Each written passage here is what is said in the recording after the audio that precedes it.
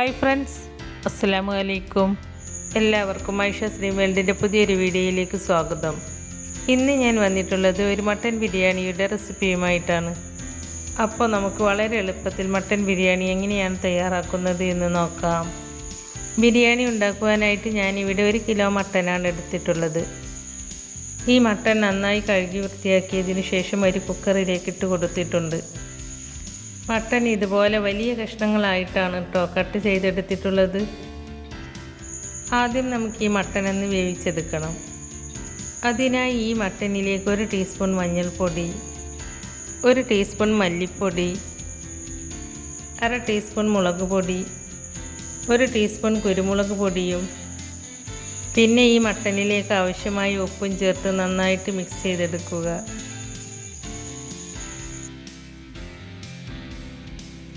Mix ചെയ്തതിന് ശേഷം 1/2 glass വെള്ളവും ഒഴിച്ച് കൊടുത്ത് ഒന്നുകൂടി മിക്സ് ചെയ്തതിന് ശേഷം കുക്കർ അടച്ച് വെച്ച് മട്ടൻ 1/4 വേവാവുന്നത് വരെ വേവിച്ചെടുക്കുക.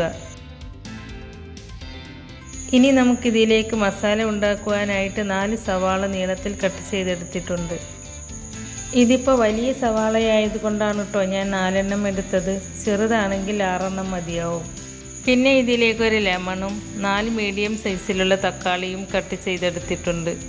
പിന്നെ ഇതിലേക്ക് വേണ്ടത് 4 പച്ചമുളക് നീളത്തിൽ കട്ട് ചെയ്തതും, കുറച്ച് അണ്ടിപ്പരിപ്പും മുന്തിരിയും, പിന്നെ കുറച്ച് ഇഞ്ചി വെളുത്തുള്ളി ചതച്ചതും, പിന്നെ കുറച്ച് മല്ലിയിലയും പുതിനയിലയും എടുത്തിട്ടുണ്ട്. പിന്നെ ഇതിലേക്ക് ആവശ്യമുള്ളത് 1 ടീസ്പൂൺ കുരുമുളകും, 1 ടീസ്പൂൺ വലിയ ജീരകവും, കുറച്ച് ഗ്രാമ്പൂവും, 4 പീസ് കറുവപ്പട്ട, കുറച്ച് ഏലക്കയും, 1 തക്കോലവുമാണ്. ഇതെല്ലാം നമുക്കൊരു മിക്സിയുടെ ജാറിലിട്ട് പൊടിച്ചെടുക്കാം. ഇപ്പോൾ ഞാൻ ഇതെല്ലാം ഒന്ന് നന്നായിട്ട് പൊടിച്ചെടുത്തിട്ടുണ്ട്. ഇനി നമുക്കിതൊരു സൈഡിലേക്ക് മാറ്റി വെക്കാം. ബിരിയാണി ഉണ്ടാക്കുവാനായിട്ട് ഞാനിവിടെ 1 കിലോ ജീരകശാല റൈസാണ് എടുത്തിട്ടുള്ളത്. ജീരകശാല റൈസാണ് നമ്മൾ പൊതുവെ ബിരിയാണിയൊക്കെ ഉണ്ടാക്കാൻ ഉപയോഗിക്കാറ്. ഇനിയിപ്പോൾ നിങ്ങളുടെ കയ്യിൽ ബസ്മതി റൈസ് ആണെങ്കിലും അതും ഉപയോഗിക്കാം കേട്ടോ.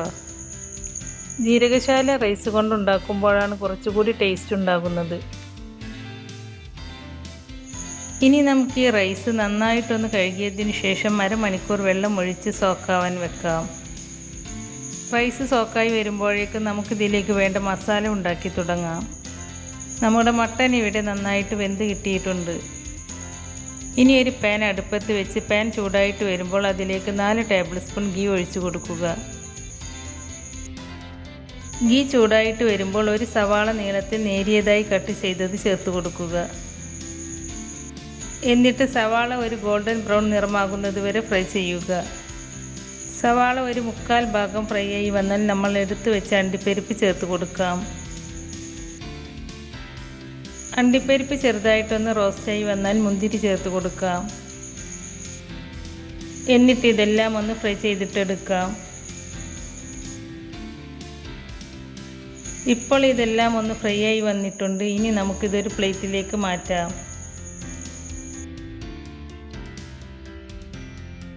ഇനി നമുക്കിതൊരു സൈഡിലേക്ക് മാറ്റി വെക്കാം. എന്നിട്ട് ഇതേ പാനിലേക്ക് തന്നെ 1 ടേബിൾ സ്പൂൺ ഇഞ്ചി ചതച്ചത് ചേർത്ത് കൊടുക്കാം. എന്നിട്ട് നന്നായിട്ടൊന്ന് ഇളക്കി കൊടുക്കുക. ഇഞ്ചി ഒന്ന് വഴന്ന് വന്നാൽ നമ്മൾ നേരത്തെ കട്ട് ചെയ്ത് വെച്ച സവാള ചേർത്ത് കൊടുക്കാം. സവാള പെട്ടെന്ന് വഴന്ന് വരാൻ 1/2 ടീസ്പൂൺ ഉപ്പ് ചേർത്ത് കൊടുക്കുക. ഉപ്പ് ഓവറായിട്ട് ഇട്ട് കൊടുക്കരുത്, കാരണം നമ്മൾ മട്ടൻ വേവിക്കുമ്പോൾ ഉപ്പ് ഇട്ട് കൊടുത്താണ് വേവിച്ചിട്ടുള്ളത്. അപ്പോൾ സവാളയിൽ ഉപ്പിട്ട് കൊടുക്കുമ്പോൾ ശ്രദ്ധിച്ചിട്ട് ഇട്ട് കൊടുക്കുക. സവാള ഒന്ന് വഴന്ന് വന്നാൽ 1 ടേബിൾ സ്പൂൺ വെളുത്തുള്ളി ചതച്ചത് ചേർത്ത് കൊടുക്കുക. എന്നിട്ട് ഇതെല്ലാം നന്നായിട്ട് വഴറ്റിയെടുക്കുക. ഇപ്പോൾ സവാള നന്നായിട്ട് വഴന്ന് വന്നിട്ടുണ്ട്.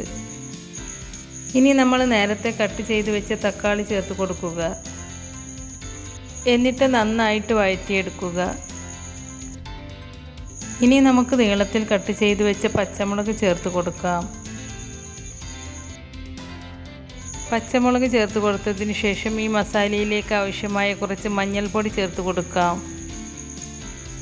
1/4 ടീസ്പൂൺ മഞ്ഞൾപ്പൊടിയാണ് കേട്ടോ ഞാൻ ചേർത്ത് കൊടുത്തത്. നമ്മൾ നേരത്തെ മഞ്ഞൾപ്പൊടി ഇട്ട് കൊടുത്താണ് മട്ടൻ വേവിച്ചിട്ടുള്ളത്. അതുകൊണ്ട് മഞ്ഞളിൻ്റെ അളവ് നോക്കി ഈ മസാലയിലേക്ക് ആവശ്യമായ മഞ്ഞൾപ്പൊടി മാത്രം ചേർത്ത് കൊടുത്താൽ മതി കേട്ടോ. മഞ്ഞൾപ്പൊടി ചേർത്ത് കൊടുത്ത് നന്നായി മിക്സ് ചെയ്തതിന് ശേഷം 5 മിനിറ്റ് ലോ ഫ്ലെയിമിൽ അടച്ചു വെക്കുക. 5 മിനിറ്റിന് ശേഷം തുറന്ന് നോക്കി നന്നായിട്ട് ഇളക്കി നമുക്കിതൊന്ന് യോജിപ്പിച്ചെടുക്കാം. ഇപ്പോൾ തക്കാളിയും സവാളയും ഒക്കെ നന്നായിട്ട് വെന്ത് കിട്ടിയിട്ടുണ്ട്. ഇനി നമ്മൾ നേരത്തെ വേവിച്ച് വെച്ച മട്ടൻ ചേർത്ത് കൊടുക്കാം. മട്ടൻ ചേർത്ത് കൊടുത്തതിന് ശേഷവും നന്നായിട്ട് മിക്സ് ചെയ്തെടുക്കുക. ഇനി ഈ മസാലയിലേക്ക് നമ്മൾ നേരത്തെ പൊടിച്ച് വെച്ച 1 ടേബിൾ സ്പൂൺ ഗരം മസാല, കുറച്ച് മല്ലിയില പുതിനയിലയും ചേർത്ത് കൊടുത്തതിന് ശേഷം നന്നായിട്ട് മിക്സ് ചെയ്തെടുക്കുക. ഇനി നമുക്ക് 1/2 ലെമൺ ജ്യൂസ് കൂടി ചേർത്ത് കൊടുത്ത് ഒന്നുകൂടി മിക്സ് ചെയ്തതിന് ശേഷം അടച്ച് വെച്ച് 5 മിനിറ്റ് ലോ ഫ്ലെയിമിൽ വെക്കാം. ഇപ്പോൾ നമ്മുടെ മസാല റെഡി ആയിട്ടുണ്ട്. ഇനി നമുക്ക് റൈസ് വേവിച്ചെടുക്കാം. റൈസ് വേവിക്കാനായി ഒരു പാത്രത്തിൽ കുറച്ച് വെള്ളം സ്റ്റൗ ടോപ്പിൽ വെച്ചിട്ടുണ്ട്. ഈ വെള്ളത്തിലേക്ക് റൈസിനാവശ്യമായ ഉപ്പ് ചേർത്ത് കൊടുക്കാം. പിന്നെ ഈ വെള്ളത്തിലേക്ക് ചേർത്ത് കൊടുക്കുന്നത് കുറച്ച് ഏലക്ക, ഗ്രാമ്പൂ, പട്ടയുമാണ്. ഇപ്പോൾ വെള്ളം നന്നായിട്ട് തിളച്ച് വന്നിട്ടുണ്ട്. ഈ സമയത്ത് നമ്മൾ നേരത്തെ സോക്ക് ചെയ്യാൻ വെച്ച റൈസ് ചേർത്ത് കൊടുക്കാം. റൈസ് ചേർത്ത് കൊടുത്തതിന് ശേഷം നന്നായിട്ട് ഇളക്കിയെടുക്കുക. എന്നിട്ട് അടച്ച് വെച്ച് വേവിച്ചെടുക്കാം. ഈ റൈസ് വേവിക്കാൻ വെള്ളത്തിന് പ്രത്യേകിച്ച് അളവൊന്നുമില്ല കേട്ടോ. കാരണം നമ്മൾ റൈസ് വറ്റിച്ചെടുക്കുകയില്ല, വെള്ളം വാർത്തെടുക്കുകയാണ്. അതുകൊണ്ടാണ് വെള്ളത്തിൻ്റെ അളവ് പറയാത്തത്. റൈസ് ഒരു 80% മാത്രമേ വേവാൻ പാടുള്ളൂ. ബാക്കി നമുക്ക് ദമ്മിൽ കിടന്ന് വെന്ത് കിട്ടും. ഇപ്പോൾ നമ്മുടെ റൈസ് കറക്റ്റ് പാകത്തിന് വെന്ത് കിട്ടിയിട്ടുണ്ട്. ഇനി നമുക്ക് ഈ റൈസ് ഒരു സ്ട്രെയിനറിലിട്ട് വെള്ളം വാർത്തെടുക്കാം. ഇപ്പോൾ റൈസിലെ വെള്ളമൊക്കെ നന്നായിട്ട് വാർന്ന് കിട്ടിയിട്ടുണ്ട്. ഇനി നമുക്ക് ദം ചെയ്ത് തുടങ്ങാം. ആദ്യം നമുക്ക് ഈ മസാലയുടെ മുകളിലേക്ക് പകുതി റൈസ് ഇട്ട് കൊടുക്കാം. എന്നിട്ട് റൈസ് ഒന്ന് ലെവൽ ചെയ്ത് കൊടുക്കുക. എന്നിട്ട് റൈസിന് മുകളിലേക്ക് കുറച്ച് ഗരം മസാലയും കുറച്ച് മല്ലിയില പുതിനയിലയും വിതറി കൊടുക്കുക. അതിന് മുകളിൽ നമ്മൾ നേരത്തെ ഫ്രൈ ചെയ്ത് വെച്ച സവാളയും അണ്ടിപ്പരിപ്പും മുന്തിരിയും ഇട്ട് കൊടുക്കുക. അതിന് മുകളിലേക്ക് ബാക്കിയുള്ള റൈസും ഇട്ട് കൊടുത്ത് ലെവൽ ചെയ്തിട്ടെടുക്കുക. എന്നിട്ട് നമ്മൾ ആദ്യം ചെയ്തതുപോലെ ഈ റൈസിന് മുകളിൽ കുറച്ച് ഗരം മസാലയും കുറച്ച് മല്ലിയില പുതിനയിലയും പിന്നെ ഫ്രൈ ചെയ്ത് വെച്ച സവാളയും അണ്ടിപ്പരിപ്പും മുന്തിരിയും ഇട്ട് കൊടുക്കുക. എന്നിട്ട് 6 kg ഒഴിച്ച് കൊടുത്തതിന് ശേഷം ഒരു 20 മിനിറ്റ് ലോ ഫ്ലെയിമിൽ അടച്ച് വെച്ച് ദം ചെയ്തിട്ടെടുക്കുക. 20 മിനിറ്റിന് ശേഷം നമുക്കിതൊന്ന് തുറന്ന് നോക്കാം. ബിരിയാണി നന്നായിട്ട് ദമ്മായി കിട്ടിയിട്ടുണ്ട്. ഇനി നമുക്കിതൊന്ന് മിക്സ് ചെയ്തിട്ടെടുക്കാം.